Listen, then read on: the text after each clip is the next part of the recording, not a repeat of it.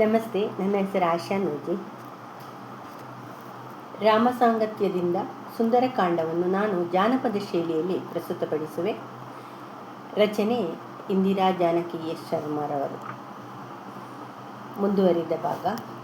ರಾವಣನೊಲಗ ಶಾಲೆಯ ಸೇರಲು ದಾರಿಯ ಕಾಣುತ್ತಾ ಮನದಿ, ಬ್ರಹ್ಮಾಸ್ತ್ರ ಬಂಧನದೊಳು ಕಟ್ಟು ಒಡೆದನು ಅಸ್ತ್ರಕ್ಕೆ ಶರಣಾದ ತೆರದಿ. ರಾವಣಿ ಬ್ರಹ್ಮದೇವಾತ್ಮಕ ಮಂತ್ರವ ಅಭಿಮಂತ್ರಿಸುತ್ತ ಬಂಧಿಸಿರಲು, ನಿಶ್ಚೇಷ್ಟನಂತೆಯೇ ಕುಳಿತನು ಮಾರುತಿ ದಶಕಂಠನ ಸ್ಥಾನ ಹೊಗಲು. ಭೀಕರಾಕಾರದ ರಕ್ಕಸ ಪಟುಗಳು ಮರಗಳ ನಾರನ್ನು ತಂದು, ಭಜರಂಗಿಯನು ಕಟ್ಟಿ ಎಳೆದೆಳೆದು ಇದ್ದರು ನಿಲ್ಲಿಸಲರಸನ ಮುಂದು.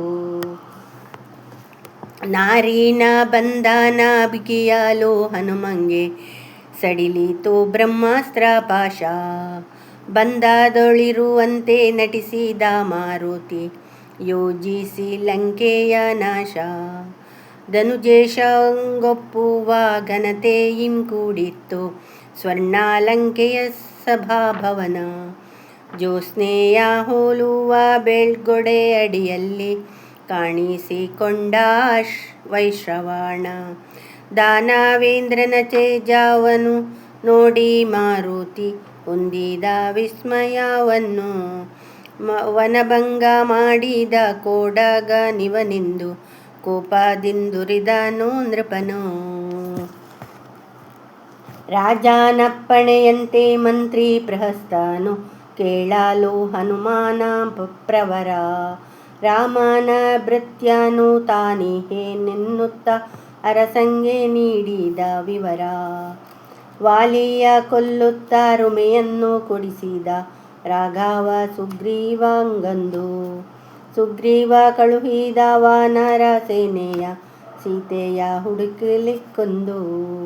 ಕಿಷ್ಕಿಂಧೆ ಅಧಿಪತಿಯವಾಗು ಯಾಣತಿಯಂತೆಯೇ ಬಂದೆ ನಾನಂಜನ ಪುತ್ರ, ದಕ್ಷಿಣದೆಡೆ ಬಂದು ಶರದಿಯ ಹಾರಿದೆ ವ್ಯಾಪಿಸಿ ಗಗನಾಂತ ಗಾತ್ರ. ಅಸ್ತ್ರಪಾಶಗಳಿಂದ ಕಟ್ಟಲಾಗದ ಎನ್ನು ಬ್ರಹ್ಮನ ವರಬಲವಿರಲು, ಇಚ್ಛೆಯಿಂದಸ್ತ್ರದ ಬಂದಿಯಾಗಿಯೇ ಬಂದೆ ರಾಜದರ್ಶನ ಲಕ್ಷ್ಯವಿರಲು.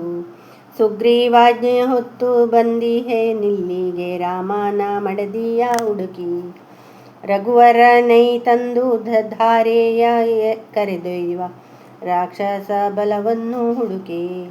ಪರಸತಿಯನ್ನು ಕದ್ದು ತರುವುದು ತರವಲ್ಲ, ಒಪ್ಪಿಸಿ ಬಿಡುದ ಶರತಿಗೆ.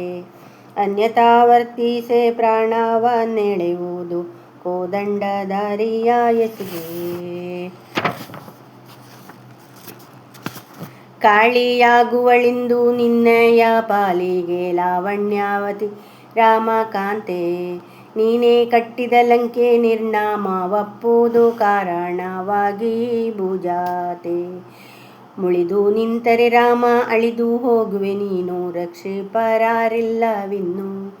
ರಾಮನಂಕ್ರಿಯ ಮುಂದೆ ಶರಣಾಗಿ ಬದುಕಿಕೊಳ್ಳೊಪ್ಪಿಸುತ್ತಲಿ ಸೀತೆಯನ್ನು. ಅಪ್ರಿಯ ವಚನವ ಕೇಳಿದ ದಶಕಂಠ ನೋಡಿದ ಮಂತ್ರಿಗಳತ್ತ, 20 ಕಂಗಳಲ್ಲೊರಿಯನ್ನು ಕೆದರುತ್ತ ಕೊಲ್ಲಿರೆಂದಾಜ್ಞೆಯನಿತ್ತ.